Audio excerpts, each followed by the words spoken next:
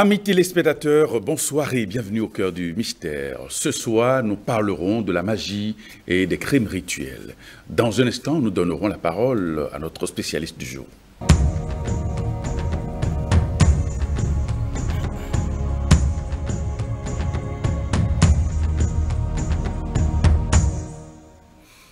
Germain Aziel, bonsoir. Bonsoir, monsieur le journaliste. Vous êtes angiologue exorciste. Oui. Ce soir, nous parlerons d'une thématique qui défraie la chronique en Afrique, un peu partout dans le monde, la magie et les rituels et les crimes rituels. Alors, on commence par les clarifications conceptuelles. La magie, c'est en fait l'occultisme. Parce que quand on parle de l'occultisme ou bien des sciences occultes, il y a l'alchimie, il y a la magie, il y a la kabbale, l'astrologie et même quelques pratiques tantriques des yogis. Donc la magie, c'est l'utilisation des forces de la nature dans le but d'influencer certains nombres de choses sur le plan physique. Mais quand on parle d'influencer des choses, il y a des dispositions mystiques que l'on met en place. Et ces dispositions mystiques, on les appelle des rituels, afin que ce que l'on désire puisse se réaliser. Mais quand on parle de la magie, comme je l'ai dit tout à l'heure, que c'est l'occultisme, vous allez voir que c'est un terme qui fait peur aux gens. Quand on dit l'occultisme, les gens disent c'est satanique. Alors que l'occultisme, c'est la compréhension, la pratique des lois subtiles du cosmos dans le but de désintégrer nos moi inférieurs, c'est-à-dire que nos moi pluralisés, nos égos inférieurs. Donc la magie ici, c'est en fait une force naturelle. Dans la magie, il n'y a pas une question de diable ou de Dieu. Vous allez voir, en Égypte, quand on parle de Heka, c'est le dieu en fait de la magie. Parce que cette magie, la magie n'a pas de création. C'est pourquoi Heka dit que avant même que les dieux ne viennent à l'existence, j'étais. Ça veut dire que la magie était. Et la magie même est l'expression de la création. Parce que quand on voit la création, on ne peut même pas expliquer comment Dieu a pu créer l'océan, l'espace, les êtres humains. On se pose la question, c'est ça la magie. Donc la magie, en fait, justement, c'est l'utilisation de l'énergie qui déclenche et qui produit un certain nombre de choses qu'on n'arrive pas à expliquer. C'est ça qu'on appelle magie. D'accord.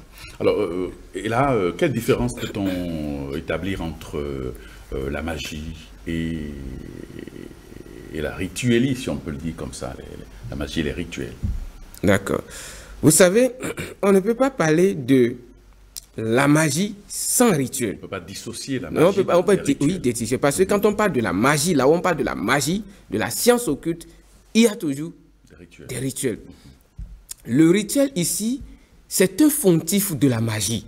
C'est-à-dire, dans le rituel, il y a aussi le rite. Parce que le rite part du rituel. Quand on parle de rite, ça veut dire action. Quand je fais ma main comme ça veut dire que je suis en train de faire des rites. Oui. Vous voyez un peu que l'on met en place afin de subjuguer un daimon, en fait démon, un ange, des génies zodiacaux, sidéraux, soit un être, c'est-à-dire qu'un ancêtre. On met en place un dispositif mystique qui permet en fait de faire appel à ce qu'on veut dans le monde invisible pour répondre à un besoin donné. Donc le rituel, et quand on parle de rituel, c'est à partir de rituel, il y a la pierre angulaire de tout rituel ou bien de toute opération de la magie, c'est le sacrifice. Donc quand on parle de rituel, on parle de sacrifice. Et le sacrifice sur plusieurs dimensions. Vous comprenez un peu? C'est-à-dire, il y avait un disciple qui demandait à un maître qu'il voulait faire un rituel. Le maître dit, il faut faire le sacrifice. Il dit, c'est quoi le sacrifice? Le maître dit, sacrifie un bœuf. Il dit, il n'a pas de bœuf. Le maître dit, sacrifie un mouton. Il dit, il n'a pas de mouton. Le maître dit, sacrifie la souris. Il dit, il n'a pas de souris. Il dit, sacrifie hein, tout ce que tu il dit, il n'a rien. Maintenant, sacrifie toi-même. Donc, vous voyez, dans le sacrifice rituel, ce sont les bases fondamentales, en fait, dans tout ce qu'on appelle la magie. Et c'est ça qui réunit, en fait, ce qu'on parle de l'occultisme. La Kabbale, l'alchimie, l'astrologie, toutes ces sciences ont, en quelque sorte, leur manière de faire des sacrifices afin d'atteindre soit le monde spirituel, le monde des esprits, soit les plans divins. Donc, il y a toujours un sacrifice. Et le sacrifice, sans sacrifice, il n'y a pas rituel. Et sans rituel, on ne parle pas de magie. Très bien. Alors, quand est-ce qu'on parle alors des crimes rituels? Vous ne pouvez pas obtenir de la nature si vous ne donnez rien. Donc, c'est une loi éternelle de la nature. Vous pouvez prendre quelque chose dans la nature et obtenir une faveur matérielle. Parce que c'est à cause des faveurs matérielles, on fait des rituels. Et je vais vous nuancer quelque chose. Quand on parle de rituel, c'est-à-dire, aujourd'hui, je me lève, je prie Dieu, j'ai telle situation, aide-moi. Ça, je laisse la situation au divin.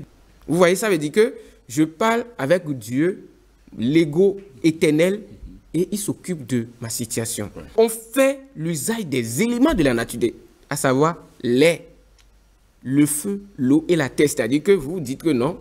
Dans le rituel, il y a souvent des chocs en retour. Quand vous ne respectez pas les règles du rituel, on est souvent frappé par la loi de la magie. On parle de crime rituel quand on sacrifie une vie. C'est-à-dire, ça peut être le magouya, le coq, des animaux. Les animaux, même le règne humain. Oui.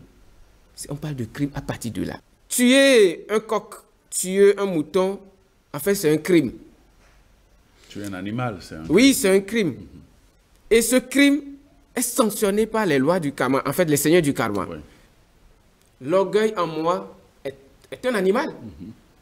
La colère, la paresse, l'envie, la gourmandise et la luxure, l'avarice, ce sont des animaux en nous. Mais ce sont ces animaux que nous devions sacrifier en fait sur l'autel de la divinité afin d'obtenir des faveurs matérielles méritées. Nos défauts qu'on doit sacrifier. Oui. Mais étant donné que l'homme ne veut pas faire ce travail sur lui, il ne veut pas corriger ses vices, il veut contourner en fait les conséquences de ses actes. Parce que quand une situation matérielle ou bien une situation difficile arrive, l'homme se dit mais que ça c'est provoqué par la sorcellerie, ça c'est provoqué par les démons, ça c'est provoqué par le diable. Mais l'homme oublie que tout est interconnecté dans l'univers. Et que si la situation arrive, c'est-à-dire qu'il y a déjà la solution. Et que cette solution est en lui. Mais étant donné que l'homme a été éloigné de cette philosophie intérieure, il se dit, il faut sacrifier quelque chose. Vous allez voir que les gens passent toute leur vie à courir tous les week-ends à faire des sacrifices, mais ne sont jamais heureux. Parce que les rituels, en fait, c'est en quelque sorte forcer des éléments à obtenir quelque chose. Et qui, justement, peut-être avant d'atteindre 50 ans, c'est à 50 ans que quelqu'un deviendra peut-être un riche, multimilliardaire. Maintenant, il va faire un rituel et il sacrifie des choses et il obtient rapidement des faveurs matérielles.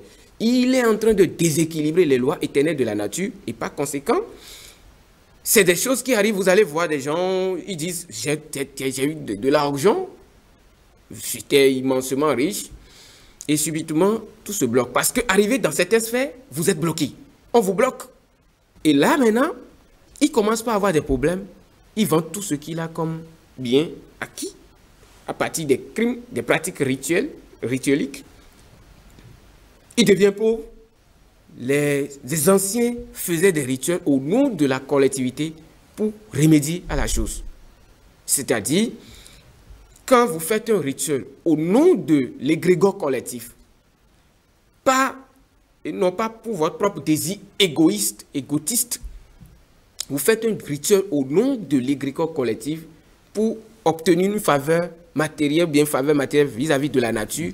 Vous ne portez pas les conséquences. Parce que l'égrégore qui se charge de la collectivité essaie de gérer les conséquences. C'est-à-dire que vous n'avez pas fait le rituel juste pour des fins égoïstes. Mais quand vous faites un rituel pour des faits égoïstes. C'est-à-dire, on déclenche dans la société maintenant, vous allez voir des gens se promettent, venez prendre des savons, vous allez devenir riche, venez sacrifier ici, prenez telle divinité, vous allez devenir riche. C'est dangereux. C'est des choses en fait qui ouvrent des portes en fait de l'enfer devant nous, c'est-à-dire que de la souffrance. Mais c'est pour encore se créer en fait des difficultés à l'avenir. Et c'est comme l'araignée. Vous voyez, l'araignée se crée une demeure. Se dit, mais que je jouis en fait de la félicité. Mais vous allez voir que la demeure de l'araignée est fragile. C'est ça en fait, quand on fait des rituels, on s'éloigne du plan divin. Parce que le cosmos, les lois, les seigneurs les plus élevés vous laissent gérer en fait. Vous manipulez les choses telles que vous voulez, mais comme le dit la spiritualité, liberté totale. Mais responsabilité totale. Mais quand on parle de la liberté, c'est le respect des lois de l'univers. Parce que quand vous ne respectez pas les lois de l'univers, vous vous enchaînez, donc vous n'êtes plus libre. Alors, quelles sont les conséquences sur la vie et l'évolution spirituelle de ceux qui s'adonnent à ces crimes rituels? Vous savez, tous ceux qui s'adonnent aux crimes rituels deviennent des ténébreux. Ça, c'est la première des choses à retenir parce qu'ils deviennent des dangers pour la société. Parce que vous savez, quand quelqu'un est dans ce bas monde et il n'est pas conscient qu'il doit travailler sur lui-même afin d'atteindre des régions supérieures, il passe toute sa vie à devenir ritualiste. C'est le thème même, ça, des ritualistes. Il devient un ritualiste. Il n'a pas pitié. En fait, le ritualiste n'a pas pitié. Les conséquences, vous allez voir que dans une maison où des gens passent, il y avait des parents qui faisaient des rituels, qui ne font que faire des rituels. Et ils érigent par exemple une divinité, bon, je suppose, par exemple. Et ça leur donne tout ce qu'ils veulent, l'argent et tout va bien. Ils vivent dans l'abondance. Et vous allez voir que, étant donné que cette énergie serpentine, en fait, quand on parle de dents, c'est la force subtile du cosmos qui ne devrait pas être emprisonnée quelque part. Parce que c'est une énergie qui aime la liberté. Vous allez voir que la future génération de cette famille, ou bien de ce monsieur, va commencer par avoir des problèmes. Vous allez voir, ce qui fait que dans toutes les maisons où il y a des divinités dedans, il y a toujours des problèmes. On va dire, quand l'enfant sort, on va dire, il y a tel problème, allez faire cérémonie à votre dent. Mais on fait ça, ne s'améliore pas. Parce que le temps donné que le papa avait passé tout son temps à obtenir, en fait, par la force, ce qu'il ne méritait pas dans le temps. C'est-à-dire que dans le passé, les enfants, maintenant, ça a des répercussions sur la vie des enfants. Et étant donné que tout est interconnecté, tout est karmique, l'ADN de la famille est connecté à ce même karma. C'est-à-dire que si les enfants naissent dans cette famille, ça voudra dire qu'ils doivent aussi subir d'une part ce karma, en fait, cette conséquence des actions de leurs parents. Et toute la famille végète dans une instabilité. Et c'est la maladie par ici, c'est des morts subites par ici, des accidents. Et c'est ça, parce que ces esprits invoqués, et quand on les invoque dans le monde, il faut les retourner dans leur monde. C'est ce que les gens ne savent pas. Quand on invoque, on ouvre la porte des mondes des esprits. Ces esprits descendent dans ce monde. Il faut les retourner dans leur monde. Et ce que les gens ne font pas, quand ils invoquent, c'est pour satisfaire leurs besoins. Et ils laissent ces esprits errer dans le monde. Étant donné que la nature ne donne rien pour rien. C'est-à-dire que, avant d'obtenir de la nature, il faut toujours donner quelque chose.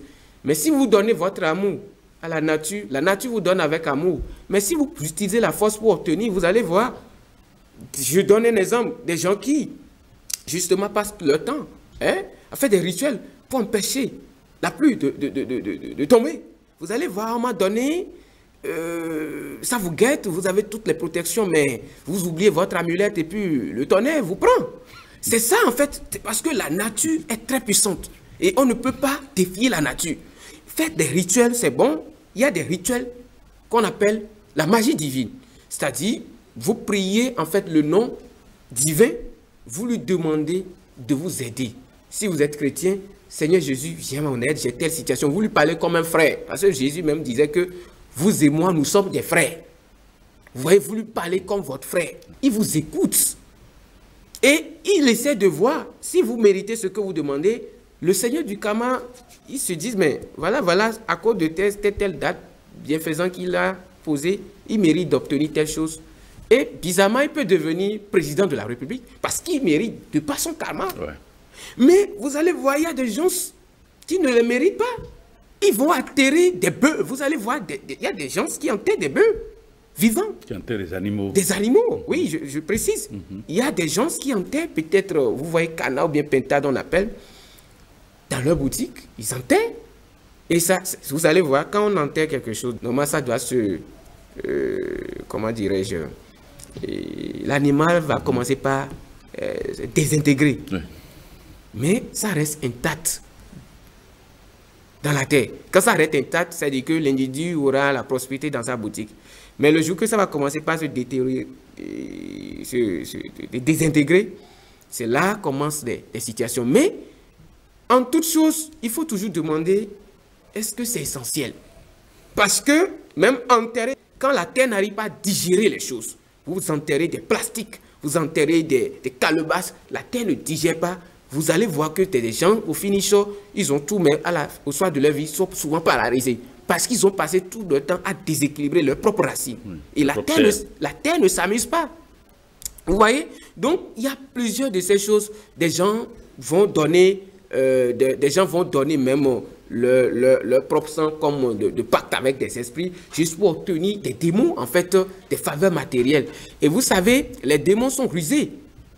C'est-à-dire, il faut semblant de vous donner la joie, la paix, le bonheur. Un semblant de paix, c'est pas la paix. Et quelques temps après, vous allez commencer par avoir des problèmes. Et quand on commence par faire des courses pour remédier à cela, c'est souvent difficile. Parce que le démon, il est là, en fait, pour vous faire, de nous des prisonniers. Ouais. Et quand vous devenez un ritualiste, on est facilement manipulable par des démons. Et c'est souvent des gens qui, justement, ne s'intéressent pas à l'éveil de conscience et la transcendance. Parce qu'ils se disent que pour obtenir tout, et la très beau, en fait, il faut émouler, il faut faire ci. Ça ne répond pas à la loi de l'univers et de la nature. Et si vous pensez que vous devez être vivant, en bonne santé, et vous allez immoler un mouton pour obtenir des faveurs, parce que le mouton, lui, ne mérite pas la vie, vous devez vous poser la question. C'est une violation des lois. C'est une offense aux lois divines. Aux lois divines, parce que tous ces animaux, que ce soit la fourmi, le coq, ce sont des êtres en évolution. Donc, vous arrêtez, avant d'arrêter, en fait, ce que je voulais dire, avant d'arrêter la vie d'un être, pour n'importe quel motif, il faut avoir l'autorisation des seigneurs du Karma. Et je vais vous dire, vous allez constater qu'au temps de nos parents, ils ne faisaient pas tout le temps des cérémonies rituelles, des sacrifices tout le temps. Non, non, non, non. Même dans la Bible, vous allez voir que c'est une fois par an, des gens amenaient des oiseaux, des animaux, etc., pour l'expiation des péchés. Au temple saint, dans la Bible, ça se faisait chez nos ancêtres. Une fois par an, les gens allaient en forêt pour faire des cérémonies. Ça, c'est pour remercier en fait les dévas, en fait les dieux, pour leur soutien, protection durant toute l'année. Mais après, on dit tout évolue. Le christianisme, l'avènement du christianisme, le Christ demande... On est aujourd'hui à l'ère du verseau. Oui, le Christ demande... On doit renoncer à ces pratiques-là. Oui, le Christ demande maintenant de pratiquer la bhakti, en fait, la dévotion. Ouais. C'est dans la dévotion sincère, tout ce que vous méritez, le bien, vous l'obtenez. Maintenant, c'est cette nouvelle en pratique, en fait, cette nouvelle philosophie qui intègre l'universel que les gens ne veulent pas accepter. Ils continuent de dire que c'est nos parents qui faisaient ça, c'est nos parents qui faisaient ça, alors qu'on peut s'en passer. Oui, nos parents n'étaient pas parfaits. Les parents n'étaient pas parfaits. Ils se tromper dans leur vie. Donc, on ne va pas continuer avec les mêmes choses. Nos parents, donc, et ils s'enlisent davantage dans l'ignorance. Et ces sacrifices, ces rituels nourrissent que des demi-dieux. Oui. Et quelles sont les conséquences spirituelles pour ces gens qui s'adonnent à ces rituels de base astrale et de bas niveau? Vous savez, vous allez constater qu'il y a des maisons, des villages, des villes. Quand vous pénétrez ces villes, ces villages, ces maisons, c'est la lourdeur totale. Énergétique. Oui, énergétique. Pourquoi? Le rituel, dans le but d'obtenir des faveurs matérielles, on fait un rituel, on vous dit, je vous donne 3 jours, vous aurez tel résultat et vous avez, vous serez nommé, vous aurez d'ouverture matérielle, etc. C'est aux demi-dieux que s'adressent ces gens de rituels. Vous voyez, les demi-dieux sont soumis en fait à l'être suprême. Les demi-dieux sont au service de l'être suprême, mais quand quelqu'un considère les demi-dieux comme le Dieu suprême, et ils font tout le temps des rituels. On appelle ça dans le yoga des athées. En fait, des athées, un athée, ce n'est pas celui qui ne s'intéresse pas à la religion ni à Dieu, etc. Non. Un athée, c'est quelqu'un qui est ignorant des lois du grand livre universel. Et la nature est le livre sacré. Quand on est ignorant de ces lois, on est un athée. Vous savez, vous allez constater qu'il y a des maisons, des enfants étudient malgré les pouvoirs occultes de leur papa. Vous voyez, papa a tout. Ils sont bloqués. Ils sont bloqués. Vous allez voir, il y a des maisons, des femmes, des jeunes femmes. Elles sont belles, mais elles passent tout le temps. C'est qu'elles n'ont pas de mari. Soit elles vont sous le toit d'un homme, elles reviennent 3 ans après avec des enfants. Elles viennent s'asseoir dans la maison familiale. Si vous fouillez dans les annales de cette famille, vous allez voir que dans le passé, il y a eu des rituels, pratiques bizarres. Et ils reviennent dans la même famille pour payer. En fait, pour ramasser, pour subir en fait, ce qu'ils avaient semé. Dieu n'est pas injuste. Vous allez voir, il y a des gens qui deviennent déséquilibrés mentalement. C'est-à-dire, vous voyez quelqu'un aujourd'hui qui est normal, il va à la plage, certaines heures données, pour invoquer un esprit qu'il ne connaît pas, oubliant que là-bas, c'est le reflet de qui on est, l'eau. C'est l'eau qui nous reflète qui nous sommes. Quand les émotions ne sont pas pures, les pensées ne sont pas lucides, on va vers l'eau pour invoquer ce qu'on va invoquer. On ne sait pas ce qui amène un certain nombre de choses. On s'attarde aux effets, mais on ignore la cause. Vous allez voir, il y a des gens, quand ils font quelque part, quel que soit ce qu'ils font, ils sont bien experts dans leur domaine, mais on ne s'intéresse pas à eux. Alors que la société veut de l'expertise. Quand quelqu'un fait bien un truc, tout le monde veut l'avoir, l'employer. Mais là, il fait bien, mais personne ne considère, n'apprécie ce qu'il fait. Il se dit qu'il n'est pas aimé. Allez voir maintenant, peut-être dans les vies antérieures, il y a de cela 1000 ans, c'est lui qui avait assassiné 100 personnes pour des rituels.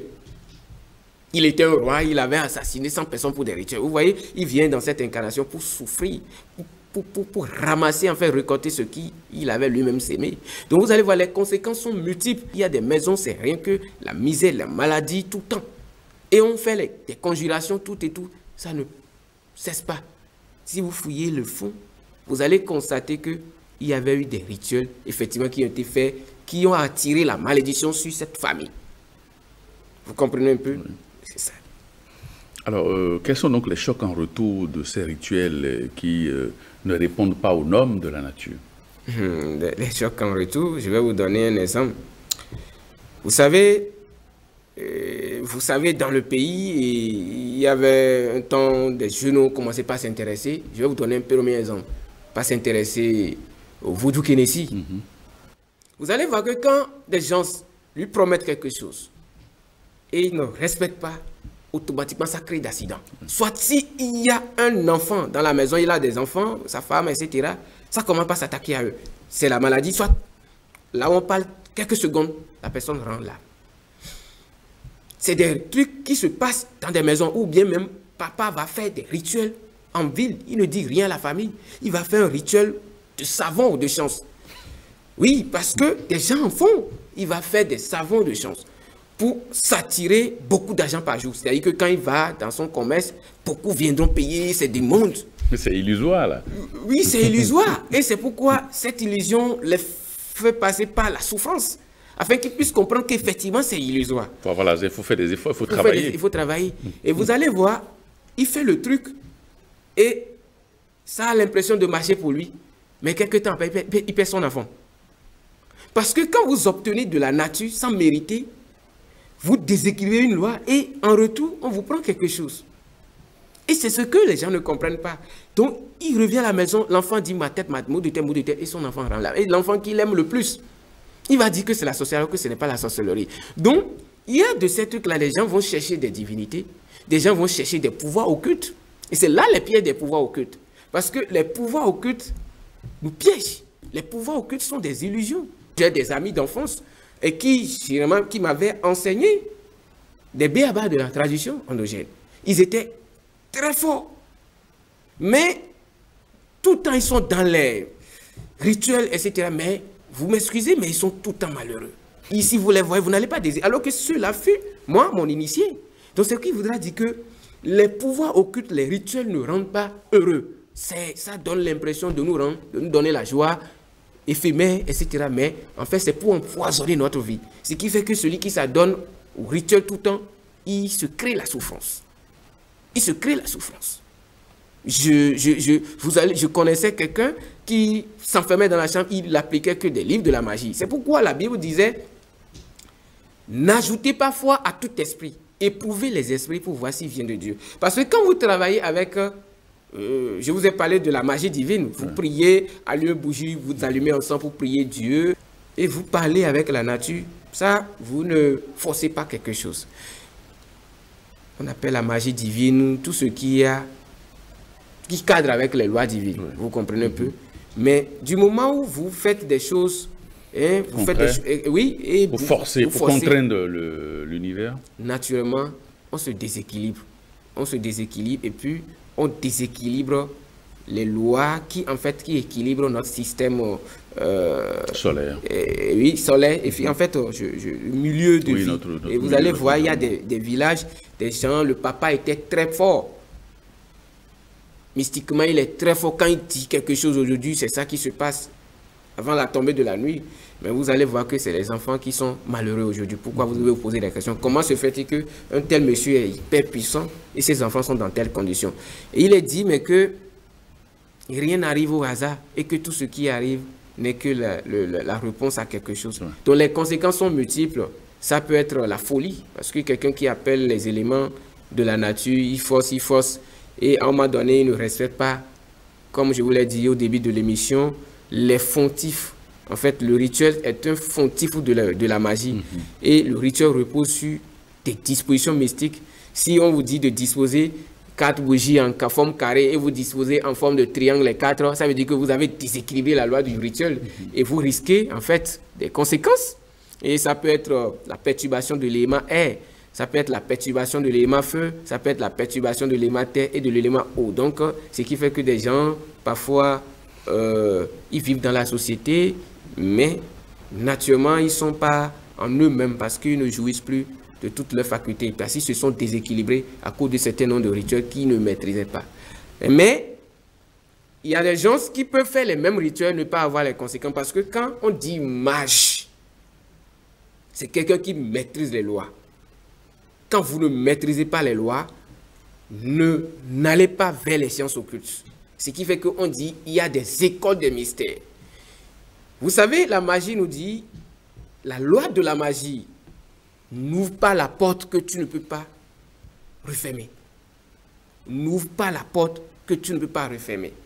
Et les gens aiment souvent invoquer ce qu'ils ne peuvent pas supporter. C'est ça en fait les conséquences. Quand on invoque des esprits dans cette société, il y a des esprits puissants. On invoque ces esprits viennent pour résoudre une situation, ils finissent de faire, vous ne les retournez pas dans leur monde parce qu'eux aussi ils ont des comptes à rendre. Oui. Hein? Ils vont commencer par manifester leur colère. C'est ça, parfois des événements tragiques qui se passent dans la... Bizarre, on n'arrive pas à comprendre parce qu'on invoque des choses, comme le dit, on ouvre les cieux, vous invoquez quelque chose. Comme si on ouvre la boîte de Pandore. Oui, il faut encore les retourner. Et vous allez voir, des gens s'intéressent beaucoup plus aussi à l'évocation. Oui. Parce que quand on parle de la magie... C'est l'évocation. Il y a la magie évocatoire. Oui, la magie évocatoire et la magie invocatoire. Vous voyez, dans l'invocation, on invoque, on ne voit pas ce qu'on invoque, mais on parle, et puis l'esprit se charge de gérer les résultats. Mais dans l'évocation, on peut descendre l'entité jusqu'au plan éthérique. Et c'est ça souvent qui rend fou les gens. Et quand on dit oui, les gens pensent souvent que c'est ça qu'on appelle la haute magie. Non, ce n'est pas la haute magie, c'est la magie la plus dangereuse. En question. Quand on parle de la haute magie, il y a la théurgie. Quand on parle de théurgie, Dieu, en fait, c'est la science divine qui permet en fait de communiquer avec des forces célestes. Et ça, beaucoup ne maîtrisent pas ça. Mais il faut une pureté intérieure. Parce que quand on parle de la magie, il faut toujours, vous allez voir tout le temps, on va vous dire de ne pas approcher des femmes avant de faire tes rituels, de ne pas manger, il faut rester affamé pendant des jours, il faut faire tel cercle. Tous ces rituels, quand on vous met dans telles conditions, vous créez tous ces interdits, comprenez que vous rentrez dans une magie risquée. Mais la magie divine, vous priez le Christ, vous priez votre ange gardien, vous quittez le lit. Et on observe aujourd'hui des jeunes assoiffés, qui sont pressés de se réaliser, qui ont le goût du bien facile, de lucre, et qui s'adonnent à ces pratiques-là. Qu'est-ce qu'ils risquent pour l'évolution de leur âme, les conséquences spirituelles? La philosophie des jeunes, c'est-à-dire que je peux avoir l'argent et mourir jeune. Je peux avoir l'argent, je fais la vie, là, beaucoup de femmes autour de lui et mourir vite, jeune du moins. C'est des gens, en fait, qui ont été phagocytés par, en fait, l'illusion du luxe. Parce que quand on voit quelqu'un rouler dans une voiture de 75 millions, ils ne connaissent pas l'étape de ce monsieur, ils ne savent pas. Et c'est ça, en fait, quand ces jeunes vous écrivent aujourd'hui, ça veut dire qu'est-ce que vous avez pour vite attirer l'argent, soit comment intégrer une loge pour devenir riche. Alors que la philosophie des loges de façon basique, c'est que c'est de travailler sur nos vices. Il faut que les vices soient emportés par des vertus. Tout ce qui, dans cette vie, ne profite pas à l'élévation de l'âme, enchaîne, et quand ça enchaîne, on commence par avoir tous les problèmes. C'est-à-dire, ils prennent des forces occultes, ils restent chez eux pour hypnotiser des gens, pour prendre de force leur argent, leur bien matériel. Vous voyez, c'est une loi, c'est une pratique très grave. Rester chez soi, utiliser des fantômes pour posséder le corps des autres afin de prendre leur bien par la force, c'est dangereux. Et quand ils font ça, ces âmes aussi ne sont pas contentes. Et par conséquent, ces âmes aussi ont un Dieu qui les garde.